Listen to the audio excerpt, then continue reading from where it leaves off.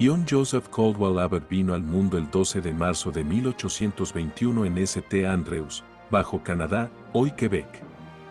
Su familia era de origen escocés y pertenecía a una próspera comunidad mercantil y maderera. Desde joven, Abbott demostró una inteligencia aguda y una ambición feroz, cualidades que lo llevarían lejos de su pueblo natal.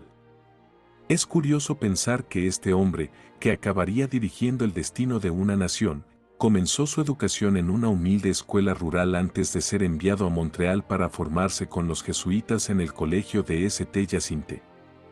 Aquellos primeros años en un entorno bucólico, rodeado de los vastos bosques canadienses, forjaron en él un carácter práctico y una conexión con la realidad del país que muchos de sus colegas urbanos no poseían. Una de las decisiones más formativas de su vida ocurrió a finales de la década de 1840, cuando, tras estudiar Derecho, fue uno de los primeros estudiantes graduados de la Facultad de Derecho de McGill University. Se convirtió en abogado en 1847 y pronto estableció una de las firmas legales más exitosas de Montreal. Abbott se especializó en Derecho Comercial y Corporativo, representando a importantes empresas ferroviarias y financieras. Su agudeza legal y su comprensión de los intríngulis del mundo empresarial le granjearon una enorme fortuna y prestigio, sentando las bases de su influencia política. Era conocido por su meticulosidad y por ser un estratega formidable en los tribunales, habilidades que más tarde aplicaría en el Parlamento. Aunque es ampliamente conocido como primer ministro, su relación con la política comenzó de manera tumultuosa.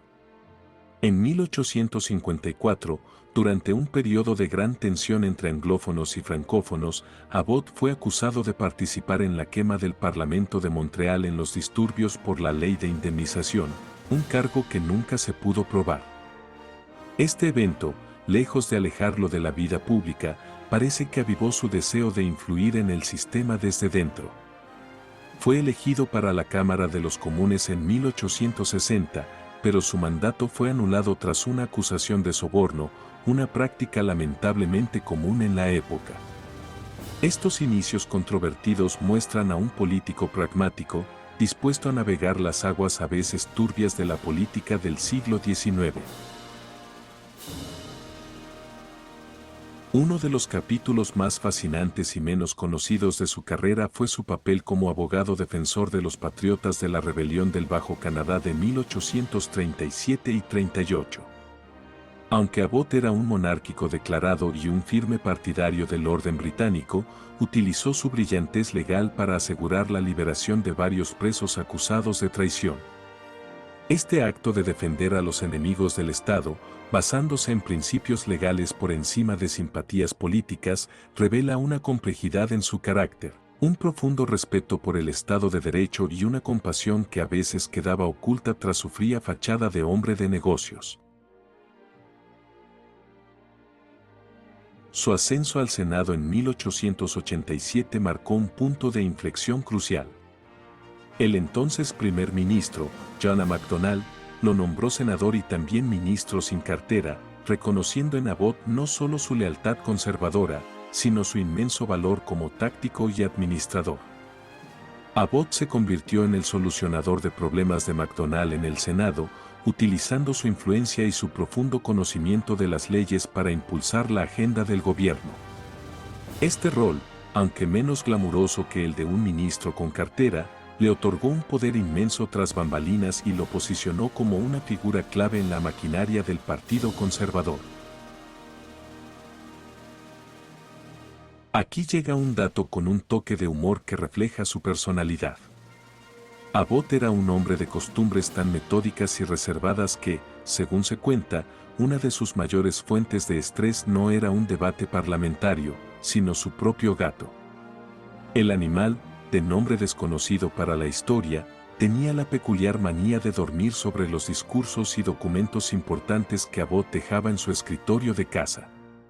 En más de una ocasión, el futuro primer ministro llegó a la cámara con su ropa impecable de tweed cubierta de pelos blancos, teniendo que explicar a sus colegas, entre risas, que las notas peludas eran la contribución no solicitada de su mascota a la legislación nacional.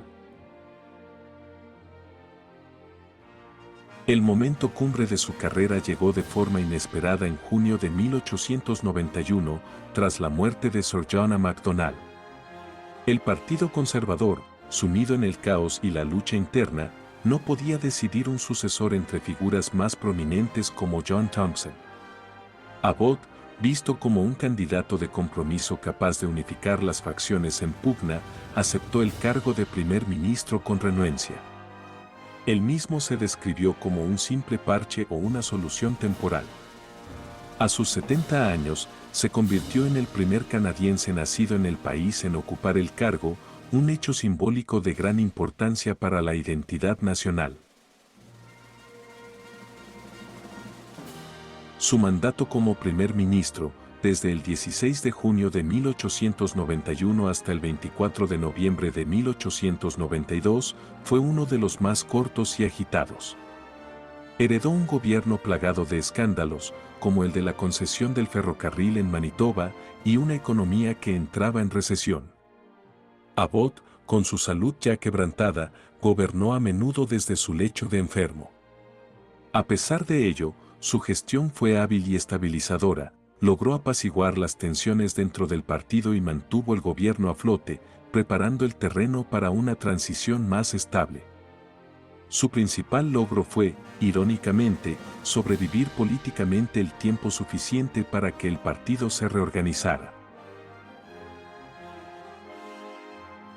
Tras apenas 17 meses en el cargo, Abbott renunció definitivamente en noviembre de 1892, víctima de un cáncer cerebral que minaba sus fuerzas desde hacía tiempo.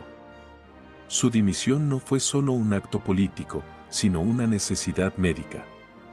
Se retiró a su amada casa de Montreal, Bois-Briand, una mansión que era un reflejo de su éxito mundano. Allí, rodeado de su extensa biblioteca y de su familia, pasó sus últimos meses alejado del bullicio de la política que nunca llegó a amar profundamente, pero a la que dedicó una parte significativa de su vida por sentido del deber.